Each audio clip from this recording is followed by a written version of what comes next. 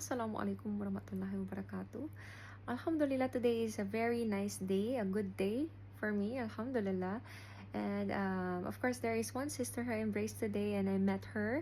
She went to my office earlier, and we got to talk a lot about, of course, about Islam.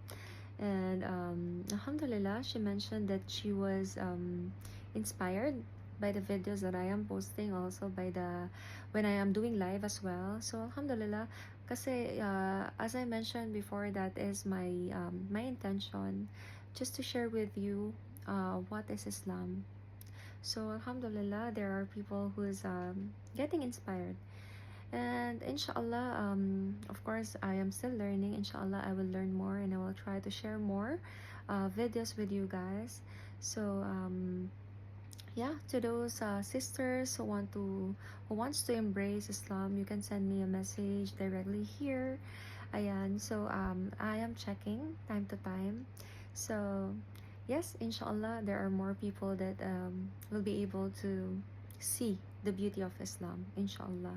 So I just want to share with you the good news, no? Thank you everybody, and to everyone who's supporting.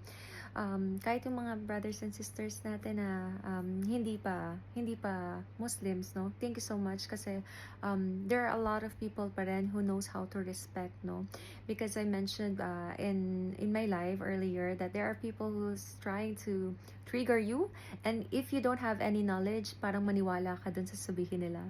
Alhamdulillah, we are still learning, and Alhamdulillah, we have knowledge na rin, no?